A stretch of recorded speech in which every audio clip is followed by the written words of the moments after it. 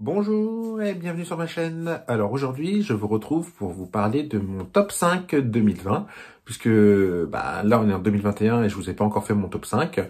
À savoir, ça a été très dur à choisir quels étaient les romans que j'ai le plus aimé en 2005. En 2005, qu'est-ce que je raconte moi? C'est top 5 2020. Bon, on va pas faire un mix, les romans que j'ai le plus aimé en 2020. Alors, c'était extrêmement difficile de choisir. J'ai dû regarder sur Goodreads ce que j'avais noté, etc. et tout. Puis par rapport à mes petites notes de chronique quand je les ai chroniquées. Et au final, j'ai réussi à tomber sur 5 romans. Bien entendu, ça veut pas dire qu'il y en a pas d'autres qui auraient pu être dans le top 5. Mais là, j'ai vraiment choisi ceux qui m'ont le plus marqué que j'ai vraiment le plus adoré. Alors, il y en a même un qui est un peu remonté, puisque en fait, après réflexion, je me suis dit que ça méritait d'être vraiment à 5 étoiles et tout. Puisque dans ma tête, j'avais mis 4,5, mais en fait, après réflexion, comment je l'ai dévoré, vu comment j'ai adoré le personnage et tout, automatiquement, c'était un 5 étoiles, tout simplement. Alors, on va commencer par les MM, puisque je sais que vous aimez bien les MM. Alors, il faut savoir que dans ce top 5, il y aura 3 MM. Donc, c'est quand même un de mes genres de prédilection avec la romance paranormale. Étonnamment, nous n'aurons pas de romance paranormale dans mon top 5. Mais bon. Donc, on va commencer par le premier MM.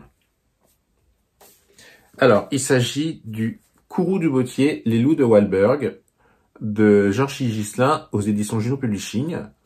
Alors, c'est un roman qui, de prime abord, avec Les Loups de Walberg, pourrait faire penser à de la romance paranormale, c'est-à-dire avec du fantastique, etc. et tout. Or, ce n'est pas ça du tout. Il n'y a pas de fantastique, il n'y a pas de surnaturel non plus.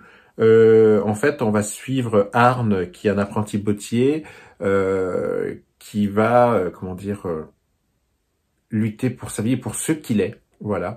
Et en fait, la plume de Georges Gislin est franchement formidable, puisqu'en fait, là, il s'agit d'une romance historique, on va dire, puisque là, on est transposé en quelle année? En 1360. Donc là, bien entendu, vous vous rendez, l'homosexualité, c'est pas franchement la norme. C'est même contraire au principe de vie de l'époque. Donc là, en fait, Arne, qui lui est homosexuel, va devoir en fait combattre pour son idéal et tout. Et on va arriver à à quelque chose qui est vraiment très beau. Franchement, le roman, je l'ai dévoré. J'ai pas pu le lâcher. Ça, je me rappelle très bien, je n'ai pas pu le lâcher. Alors, je vous en parle pas trop au niveau de l'histoire, parce que j'aime pas dévoiler trop l'histoire. Toujours est-il que, par rapport à ce que j'ai ressenti, franchement, c'était... voilà. En plus, il y a une espèce avec les loups qui interviennent dedans, il y a une espèce de communion, etc. et tout. Franchement, c'est très bien tourné. Euh, et... la couverture aussi rend vachement bien, hein. Je vous la remontre une dernière fois. Voilà. Donc, un des romans de mon top 5. Voilà. Alors, il faut savoir que j'ai sélectionné aussi les romans que j'avais en papier. Parce que c'est plus facile pour vous montrer, c'est plus facile pour avoir un visuel. Et puis, ça montre bien que ça fait partie du top 5 puisque je l'ai en papier. Alors ensuite, donc on est encore toujours sponsorisé par Juno Publishing. Il s'agit de Un jour ou l'autre de Emma Scott. Alors il s'agit d'une romance MM contemporaine cette fois-ci. Donc l'autre c'était historique, là c'est contemporain, où on va suivre Max et Silas. Il faut savoir que Emma a une plume qui est formidable. Elle arrive à aborder différents sujets en plus d'actualité, avec les addictions, un peu de santé mentale. Franchement, c'est vraiment très bien. Et aussi, l'homophobie, en fait, latente de la famille ou un truc comme ça. Et comme tous les romans de Emma Scott, je les ai dévorés. Enfin, je l'ai dévoré. J'ai vraiment trouvé que les thèmes abordés étaient très bien faits. Très bien rendus. Franchement, lisez-le. Lisez-le parce que c'est vraiment un énorme coup de cœur. Déjà que à la base, j'adore Emma Scott, mais en plus, on pourrait croire que elle écrit plus du MF. On aurait pu croire que son MM aurait pu être bâclé ou très mal abordé, etc. et tout, sauf qu'en fait, c'est pas du tout le cas. Elle a très bien cerné son sujet. À mon avis, elle a dû être, comment dire, elle a dû avoir de très bons bêta-lecteurs aussi.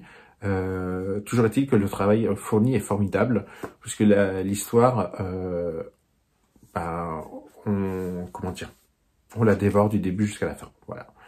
Donc, ah oui, j'ai oublié de vous dire, je n'ai pas fait de premier, deuxième, troisième, quatrième. Pour moi, ils sont tous sur le même pied d'égalité. Voilà. Donc là, je vous le remontre encore. Donc, il s'agit de Un jour ou l'autre de Emma Scott. Alors, ensuite, alors là, je suis revenu à un de mes genres de prédilection, à savoir la science-fiction. Et en plus, ça s'allie à un autre de mes genres de prédilection, la romance MM. C'est vrai que de prime abord, ça pourrait pas trop enfin, on n'a pas beaucoup de romans dans ce style-là. Et là, il s'agit donc de Ishtar, l'étoile de Xénon, de Kaeva aux éditions Mix. Et alors, c'est vraiment un énorme coup de cœur, je n'arrête pas d'en parler, je n'arrête pas de le recommander. Et les gens qui le lisent suite à mes recommandations me remercient parce que ils ont découvert un roman qu'ils n'auraient peut-être pas lu de prime abord. Parce que la science-fiction, c'est vrai que des fois, on a un peu de mal, etc. et tout. Mais là, c'est tellement bien tourné, tellement bien conçu, l'univers est tellement riche que comment dire, on est accaparé par notre lecture. On a du mal à la lâcher. Et il faut savoir aussi que c'est une romance qui est un peu atypique, puisque les personnages, en fait, on a un humain et un extraterrestre. Comment dire, l'extraterrestre a certaines notions de vie qui sont différentes de celles de l'espèce humaine. Il réagit pas pareil, mais en même temps, ses actes montrent quelque chose, etc. Donc en fait, c'est vraiment un très très bon roman de science-fiction avec une romance même sous-jacente qui est abordée, etc. et tout. Et franchement, ben c'est une révélation. Je ne connaissais pas cet auteur et c'est une révélation d'avoir lu un premier roman de Kaeva. Alors je sais que la suite va paraître cette année, parce que je crois qu'elle est en cours de correction. Donc normalement, je crois que c'est à l'été qu'elle est censée paraître. Donc je vais me précipiter dessus. Puis là, comme vous pouvez le voir, bah, j'ai pas pu m'empêcher de me le procurer, surtout que la couverture est franchement super belle. Elle rend bien comment dire, le côté SF. Franchement, ouais, c'est vraiment très très bien. Et en plus, ce que j'adore, elles sont comme les couvertures de Juno Publishing, c'est un soft touch. Enfin, c'est du mat et franchement, c'est super agréable à toucher. Bon, je vais arrêter de trop le frotter parce que j'ai pas envie de l'abîmer non plus. Voilà. Sinon, qu'est-ce que je voulais vous dire à ce sujet-là? Ah oui, je vous en ai pas trop parlé de l'histoire. On va avoir les Risers qui sont immortels, on va avoir les humains.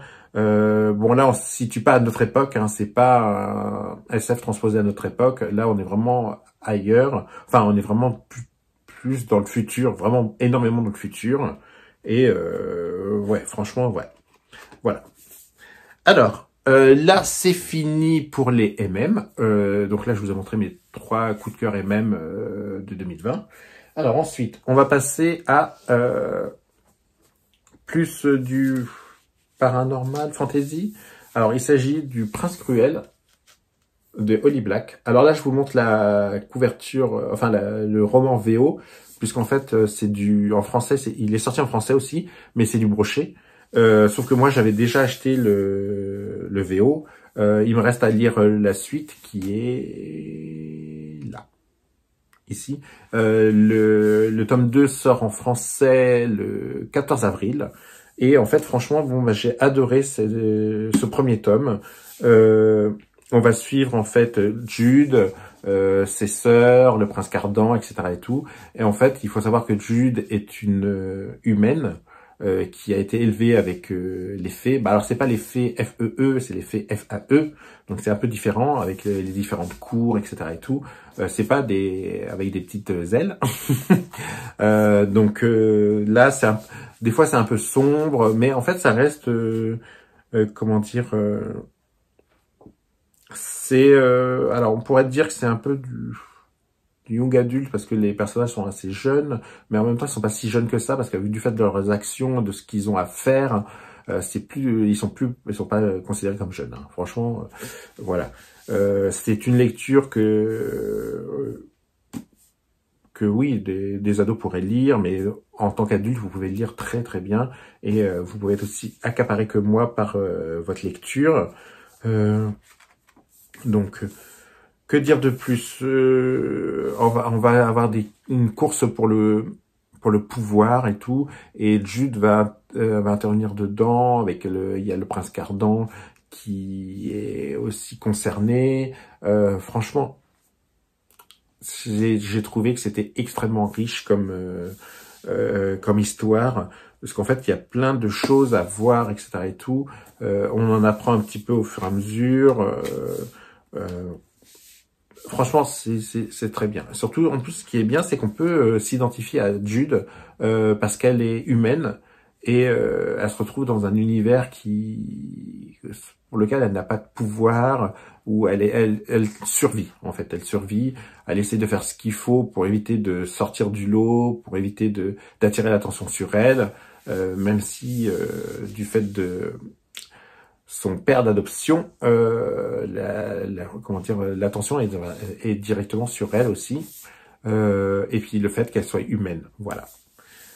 Franchement, bon, je vais lire très très bientôt la suite. Alors pour l'instant, je suis en train de lire le tome 3.5 de cette série. Alors il s'agit d'un roman illustré par Vinake, et franchement c'est top. Je le déguste. Je le lis d'ailleurs si je vous en avais pas déjà parlé, dans mon challenge Romantasy, celui qui a été créé par Nina Quill. Un challenge que j'adore, parce que fantasy, romance, alors là, c'est top.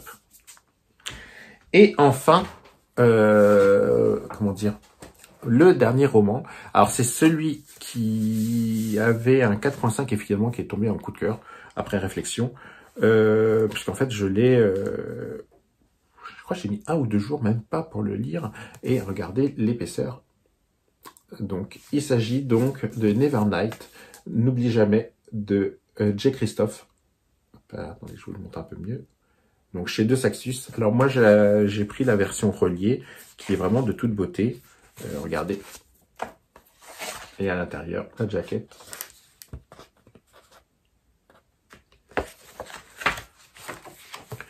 Et c'est un roman où on va suivre Mia, qui est une apprentie assassin, qui a pour but de venger sa famille. On va suivre, comment dire, comment elle va étudier pour justement être la meilleure au niveau des assassins. Comment il va y avoir elle va aller vers, comment dire, c'est pas une secte, c'est un ordre, voilà, plus un ordre d'assassins, et elle va suivre une formation, etc. Et franchement, J. Christophe c'est top. Il y avait des petits trucs qui me gênaient, mais en fait, au final, on passe par-dessus. Tout comme Nina vous l'expliquait, l'histoire est tellement addictive que voilà. Alors, la seule chose qui est un peu bizarre, c'est si vous regardez bien. Alors, ça, c'est des notes de bas de page. Ça, c'est des notes de bas de page. Alors que le texte, il fait que ça. C'est la petite chose qui est déstabilisante dans ce roman, c'est qu'il y a énormément de notes de bas de page. Alors, je comprends la volonté de l'auteur de nous expliquer au maximum l'univers. C'est vrai que quand on est une petite interrogation, on a juste à se plonger dans les notes de bas de page, mais alors des fois, les notes de bas de page, ça fait beaucoup. Et sinon, qu'est-ce que je voulais vous dire d'autre là-dessus mis à part que j'ai adoré, que c'est sombre, c'est très très sombre. Franchement, il y a de la violence. D'ailleurs, je crois qu'il y a des trigger warnings, si je me trompe pas. Je vais vérifier ça. Oui, c'est ça. Avertissement de contenu, violence, torture, sexe, langage grossier, description explicite de blessures. Alors franchement, c'est top que Deux Sacs pense à mettre des trigger warnings à l'intérieur, parce que bon, il y a certaines personnes qui ne voudraient pas nécessairement lire ça, enfin tomber, comment dire, de surprise face au contenu, c'est un petit peu embêtant, voilà. Sinon, alors le roman en lui est énorme parce qu'il fait plus de 700 pages. Il fait 752 pages. Alors après, en Allemagne, l'histoire doit faire moins parce que, comme je vous le disais, il y a beaucoup de notes de bas de page. Mais ça reste quand même assez dense. Alors au départ, on a un peu de mal à se mettre dans l'histoire parce qu'en fait, il faut s'imprégner de l'univers et tout. Mais alors une fois que on s'est imprégné de l'univers, franchement, c'est même mieux qu'une série ou autre. On est vraiment dedans. On s'imagine bien tout ce qui se passe parce que c'est tellement bien décrit. Mais alors attention, hein, c'est pas non plus décrit au point d'être indigeste. C'est-à-dire qu'il y a un très bon dosage entre description et action.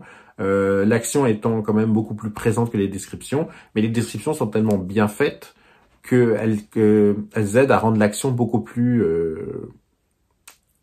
réelle. Voilà, réelle, tout simplement. Donc bon, bah voilà. Il s'agissait donc de mon top 5. Oups, reste là.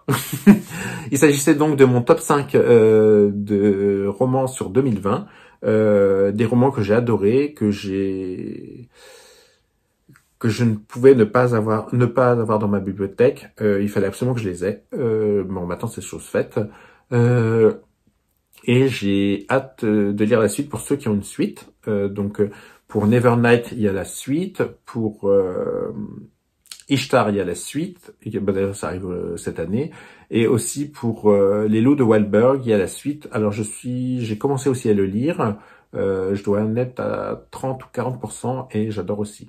On est sur un autre personnage et franchement c'est très très bien. Voilà. Donc en plus c'est des auteurs qu'il faut absolument que vous reteniez. Donc J. Christophe, Emma Scott. Alors Emma Scott aussi bien en MM qu'en MF. Georgie Ghislain. Alors lui c'est plus la romance historique puisque il écrit sous un autre pseudo, sous le pseudo François Panier. Et après, on a Holly Black. Bon, ça là, on ne la présente plus. Et le dernier, c'est Kaeva. Voilà. Donc, c'est 5 auteurs qu'il faut absolument suivre et que je recommande les yeux fermés. Donc, alors, si vous avez déjà lu ces romans, n'hésitez pas à me le dire en commentaire, à me dire ce que vous en avez pensé, si votre avis rejoint le mien ou si vous êtes carrément pas du tout convaincu.